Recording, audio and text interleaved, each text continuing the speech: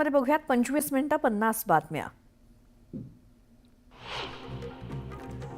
संतोष देशमुख हत्या आणि खंडणी प्रकरणी आरोपी असलेला वाल्मी कराड शरण येण्यापूर्वी बीडवरनं पुण्याला गेला होता का असा सवाल आता उपस्थित केला जातोय। या संदर्भात पुष्टी करणारं सीसीटीव्ही फुटेज आता न्यूज 18 लोकमतच्या हाती लागलंय। 30 डिसेंबरच्या रात्री सोलापूर धुळे राष्ट्रीय महामार्गावरनं 3 आलिशान कारमधनं आरोपी कराड हा पुण्याला गेल्याची माहिती समोर आली आहे। संतोष देशमुख हत्या प्रकरणातील आरोपी वाल्मी कराडच्या जामीन अर्जावर आज सुनावणी होणार आहे। मकोका आणि हत्या प्रकरणात कराड याला न्यायालयीन कोठडी मिळाली, त्यामुळे आज खंडणी प्रकरणात वाल्मी कराडला जामीन मिळणार का याकडे सर्वांचं लक्ष लागलंय। वाल्मी कराडची मध्यरात्री प्रकृती बिघडली। कराडला पोटदुखीचा त्रास होत असल्यामुळे बीड जिल्हा रुग्णालयात त्याला दाखल करण्यात आलं। वाल्मी कराडवरती जिल्हा रुग्णालयात उपचार सुरू आहेत। बीड जिल्हा विशेष न्यायालयानं कराडला 14 दिवसांच्या न्यायालयीन कोठडीत पाठवलंय। मकोका अंतर्गत गुन्हा दाखल असल्यामुळे वाल्मी कराडला पुढचे 6 महिने जेलमध्येच राहावं लागणार आहे। सैफ अली खानच्या आरोपीनं वापरलेला चाकूचा तुकडा मिळवण्यासाठी पोलीस आरोपी मोहम्मद शरीफुल इस्लाम शहजादला घेऊन वांद्रे तलावाजवळ गेले होते। या तलावात 1.5 तास शोधाशोध केल्यानंतर अखेर पोलिसांनी चाकूचा तुकडा मिळवला, त्यामुळे पोलिसांच्या हाती सर्वात मोठा पुरावा लागलाय। हल्ला झाला त्या रात्री सैफ अली खानला रुग्णालयात घेऊन जाणाऱ्या रिक्षावाल्यानं केलेली मदतीची परतफेड म्हणून सैफ अली खाननं त्याला पुरस्कृत केलंय। या रिक्षा चालकाला सैफ अली खान तसंच त्याच्या कुटुंबियांनी तब्बल 51,000 रुपये दिलेत। अभिनेता सैफ अली खानवर चोरट्यानं चाकू हल्ला केल्यानंतर खबरदारीचा उपाय म्हणून सैफ आणि करीना दोघांनाही मुंबई पोलिसांनी सुरक्षा पुरवली आहे। शिवाय सैफ राहत असलेल्या इमारतीची खासगी सुरक्षा सुद्धा वाढवण्यात आली आहे।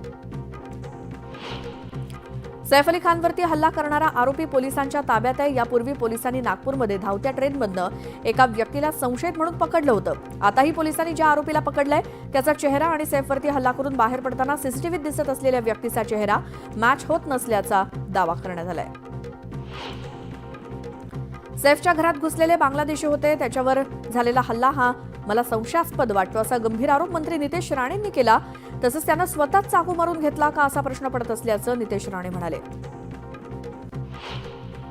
शिवसेनेचे नेते संजय निरुपम यांनी देखील सैफवरती हल्ल्यावरती संशय व्यक्त केला।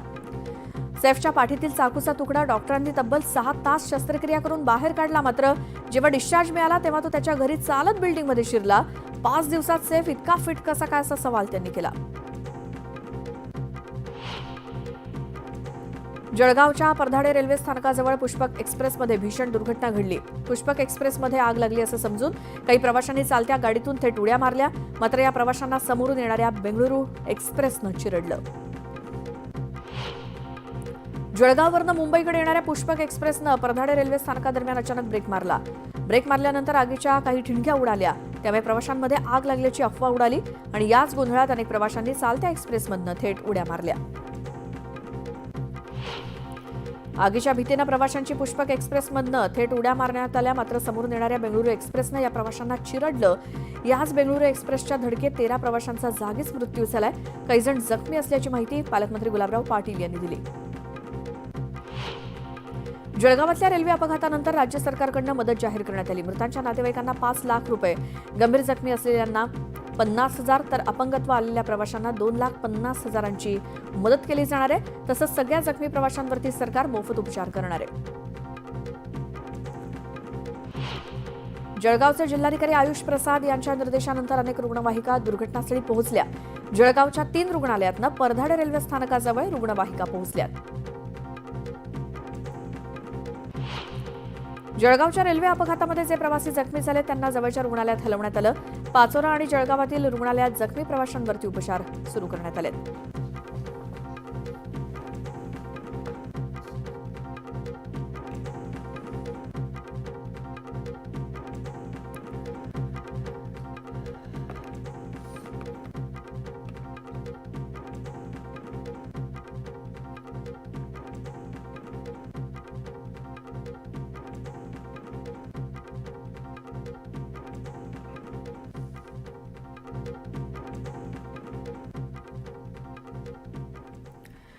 आणि यानंतर एक महत्त्वाची आणि सविस्तर बातमी बघूयात।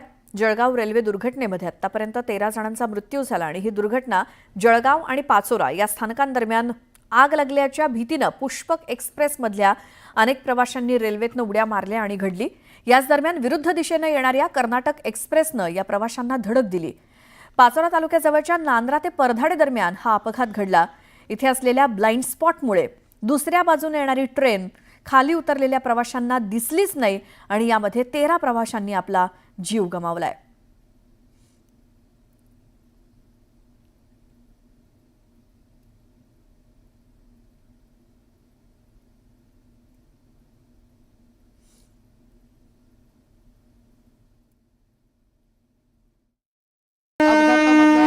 आकडा देखील वाढण्याची शक्यता व्यक्त केली जाते. आपण हा अपघात नेमका कसा झाला हे थोडक्यात समजून घेऊया. आता ही माझ्या मागच्या बाजूला जी ट्रेन आपल्याला दृश्यांमध्ये दिसती, अशाच पद्धतीनं पुष्पक एक्सप्रेस जी आहे ती याच पटरीवरनं येत होती आणि या पटरीवरनं ही पुष्पक एक्सप्रेस धावत असताना अचानकपणे गाडीमध्ये असलेल्या एका व्यक्तीने गाडीमधली चेन जी आहे जी इमर्जन्सी थांब्यासाठी असती ती ओढली आणि त्यामुळे ही ट्रेन जी आहे ती याच स्पॉटवरती जागेवर थांबली.